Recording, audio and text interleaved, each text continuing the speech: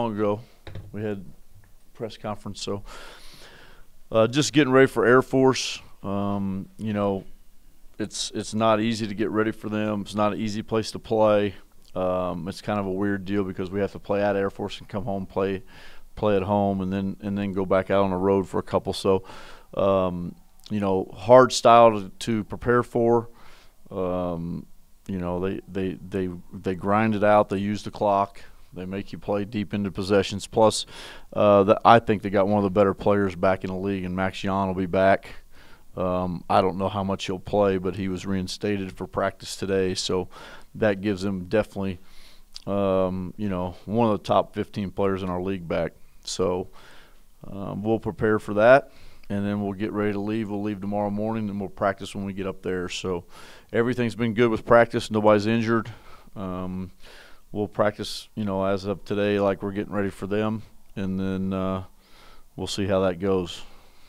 I know you said with Air Force in the past, you don't necessarily prepare for personnel as much as the whole team. Yeah. With Max back, does that change anything? No, it just gives them another offensive weapon. He's probably their best offensive weapon. So he started out having a really good year, and he's a really fine player. I think you prepare for their system more than you prepare for individual players. So we'll try to prepare for that. So is it fair to say that every game now is a must-win imperative situation? Well, I think every game's a must-win, but what do you mean must-win as far as winning the conference? Just to keep you where you want to be. Because you talk about winning championships. Yeah, you have to win all of them now, but it's one of those things you got to win. You got to be able to win half your road games, and you have to try to win all your games at home, and you're only allowed 1 or 2 losses at home to have a chance. Last year we've talked about it over and over. Never thought 2 losses would win the conference. 2 losses will not win the conference this year. Won't happen. So not with the scheduling, not with the teams we have. So yeah, we've lost 3. So if we can keep it under 5 or 6 losses, we'll have a chance. I mean, that's my opinion. So to answer your question, I think all of them are big, but road games are a little bit different than home games as far as must-wins. Coach, you talked about the killer instinct in the last 5 minutes. Mm-hmm. You prepare these guys to get over that. Well, we've worked on it. We've tried to do it in practice. We've done situationals. I think a lot of it is our free throw shooting. I think we've done enough to prepare for finishing games. It's just I think these new guys don't understand the importance of it when you're trying to make an NCAA or trying to make an NCAA run. You got two guys from junior college, 3 guys from junior college that they just played games out. It wasn't like there was anything really on the line except that if they had a chance to go to Hutch, which is rare. Jordan played in Hutch, but every game the last half of the season has NCAA implications, and I think they understand that now. I don't think they understood that earlier. Just how important free throw shooting is, how important to limit turnovers, and not miss any assignments defensively late in games.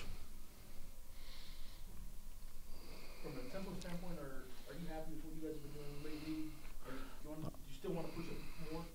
Well, I think we're good when Tim comes in, gives us energy off the bench, and we're able to push it. But, let's face it, he's not a great sprinter. We want to push it up the floor to get easy scores. It's just that's not how we've won this year. So we've kind of had to change how to do that. Are you pretty settled in then to what? There's still about 5-6 weeks before the Mountain West tournament. Are you settled into what you guys are going to be then, and just trying to fine tune what the product is now, or are we going to see something different a month from now? Well, I don't know if I can throw any more defenses at you. I mean, I might be able to throw a boxing 1 and a triangle 2 at you, but we've thrown about every defense imaginable at people, so I don't think we're hiding that part of it. I think offensively, that's who we are. We have to get to the line a lot more. The times when we get to the line 8, 10, 11 times, that's not enough for our team because we're not a great shooting team. You can see that by our percentages. And we have to find easy scores, and usually that's on transition or on the foul line. And, you know, I don't think there's much more we can add. I just think we got to get better performances and more consistent performances. And I know for your wings, a constant theme throughout the season has been to attack that rim, and that one thing that can get you to attacking the rim a little bit more. Did you see Sam and Arthur and Deshaun too? Did you see them finding that balance between that three-pointer and window attacking them? I think they're a little bit confused on that. But, I mean, you know, the way they're guarding Dede and the way they're guarding some of those guys, they're guarding Dede like we guard Winston Shepard. We don't guard him.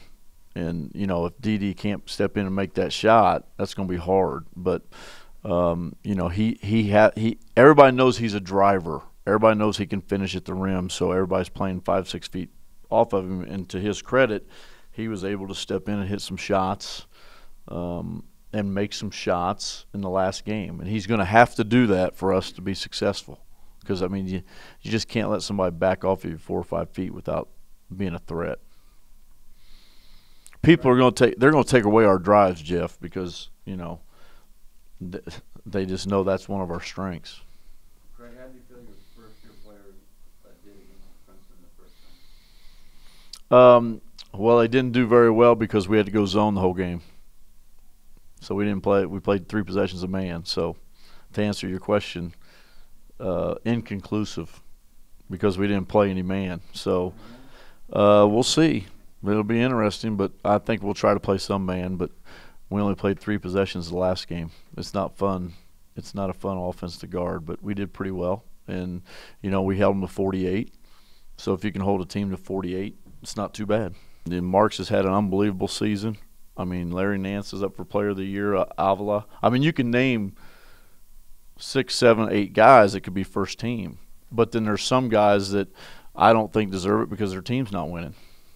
If that makes sense. That's just my opinion. Did you see anything in the way they zoned you that perhaps you might be able to exploit this time around? Well, we'll try some different things. I mean, we've watched it enough. We'll try some different things, but it just goes back to being patient and getting the shot you want. I think our Achilles heels if we hit 1 or 2 early, because then we all become 3-point shooters, and that's not our strength. I mean, I think you have to take easy ones and good ones and solid ones. But I think we need to get the ball in the paint a little bit better, and we're going to try to work on that today. And we've worked on that. I think our guys are getting better at it. I think we get in too big of a hurry. If that makes sense, Lee. We get in a hurry. We can make a great catch in the middle of the lane, and it's like a hot potato, and we're trying to get rid of it instead of just being patient and make the right play. So, you know, we'll work on that, but, you know, I think they're going to change up a lot. I think they'll come at us with different looks this time. I don't think they'll just play a 3-2 zone like they did the last game. Is that paint tested or? Yeah, just drives. Yeah, anything. High-low, get it in there in the flash. You know, you can't let them just people are playing zone because they just want to beg us to shoot 3-point shots. And, you know, they did a nice job against us here. And they defended us well. And I think they'll play a lot of matchup zone. I think they'll play some 3, which is 3-2 zone. I think they'll play us some man. I think they'll press us. I think they'll try to keep us off balance because people still think we have an inexperienced team without Hugh and Deshaun. So I think they'll try to keep us off balance that way. Coach, has Goodman impressed you at mid-season, mid-conference season to play more, to get more minutes? He's not better than the 2. No, he's not He's not ahead of the other 2 guys. Not even close. But to play more. He can't play more if he's not ahead of the other 2 guys. If he's behind Devin Williams and Joe Fursten, he's not going to play more. He's not. It's not close, and that's not even. You can't even talk about it really. All you have to do is look at his conference stats compared to the other 2 guys. Do you think Devin's he had a couple of disappeared, so he's I think he feels better. I think we had some stuff, we were concerned about him, and I was concerned about him. I think he just got to take better care of himself, and I think he's done that. I think it's a new situation for him. The pressure, the stress, playing a lot more. It's different, and I think he's learned to handle it a little bit better, and we've tried to help him with that. But he's had a fantastic year. I always kind of thought he could do it. but he never proved he could do it. But I think he's done it this year. They're kind of hitting the wall, coach. I don't think he's hitting the wall. I just don't. One reason why we put him with Cam last year on the road was so he could learn how to take care of yourself and what you have to do. And he learned a lot. It's just is he gonna do what he's supposed to do? And I think a lot of it is he's doing it now. He's better. He looks refreshed. He's taking care of himself, and it's a lot different when you're used to not playing at all and you're there just supporting, and then you get thrown in there to play 25 to 30 minutes in a really tough conference. And we ask a lot of him. We ask a lot of him, and I don't know if he believes when he came to the season that he would be the starter. I don't know, you'd have to ask him that, but I don't think he came in the year thinking he was going to start. So, that's also, pressure packed as far as your confidence in what you're doing. Yeah, Craig, I have one more. Can you explain to me how the zone helps the first year player to eliminate back cuts, or what is it? Yeah. How does it help? You don't have to guard all that back cutting. That's it? Nothing else? Basically, if you watch them play, it's all back cut, screens, trying to get you to look, trying to deny. So the bottom line is these guys have never seen that. And I don't know of any high school teams running a Princeton offense. Let's see how fast we can shoot it. So that's why we play zones, because they're not ready to handle it yet. We'll try. We'll see what happens.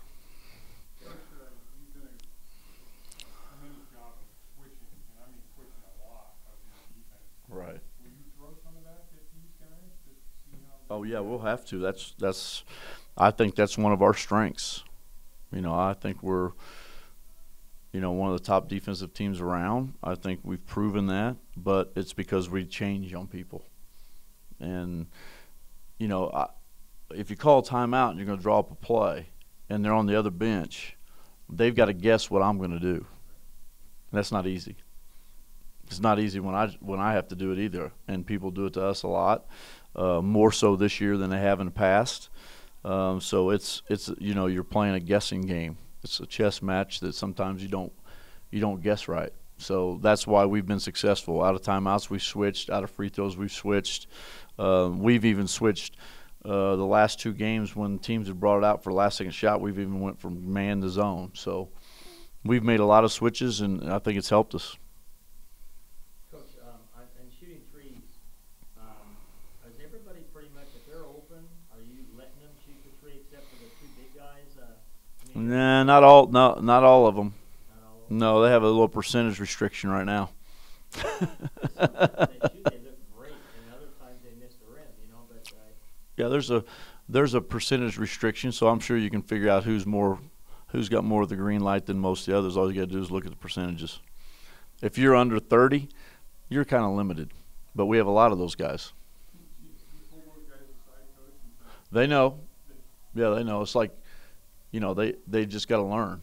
I don't mind if they've hit, one or two shots from 15, 18 feet, and then all of a sudden they get a wide open three. I don't mind that. I mind it when you first get in the game and you're shooting 25% or lower, and the first shot you take's a three-pointer. Not very high percentage. Not very. You might want to run up and down the floor and get a little sweat going and get in the rhythm of the game before you're going to take a wide open three. And most of them aren't wide open. Usually they're contested. So. Coach, you mentioned a couple weeks ago that you were going to limit offensive plays for each individual. Has that worked the way you wanted it to? Yeah, it's worked for us because we've really limited what we're doing. The only thing that we add to our offensive scheme or offensive sets when we come out of timeouts. That's the only thing. Start of the game at halftime and not timeouts. Then I just draw something up. But it's helped us because they're getting familiar with, instead of going to 83 plays to, 20 plays to 12, they know what we're going to do going into each game, so it helps them a little bit. So they don't have a mental breakdown or, because some of them are similar. That good? I appreciate it, guys.